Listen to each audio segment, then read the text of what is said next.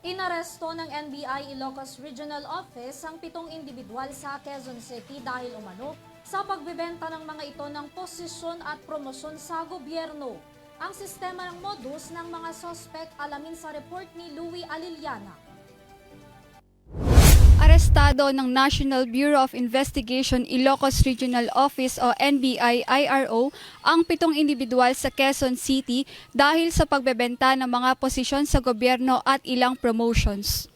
Sa ulat ng NBI-RO ayon kay NBI Director Jaime B. Santiago, isang attorney J.V. Cruz ang nagpakilala bilang Assistant Secretary ng Presidential Management Staff Office at nakatalaga raw para sa mga special concerns.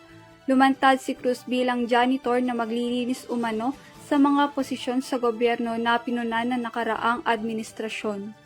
Base sa investigasyon, nangingikil ng kalahating milyon si Cruz sa mga nag-a-apply bilang Collector 6 ng Bureau of Customs o BOC. Paliwanag niya ang mga koleksyon ay bahagi ng lingguhang kontribusyon ng mga aplikante sa tinatawag na TARA system ng BOC. Ngunit ayon sa verifikasyon ng NBI-RO, hindi tauhan ng opisina ng Presidente si Cruz at hindi otorisado ang mga isinagawa nitong pagbebenta ng mga posisyon sa gobyerno. Para sa EuroTV News, ako si Louie Aliliana, sumasaludo sa bawat Pilipino.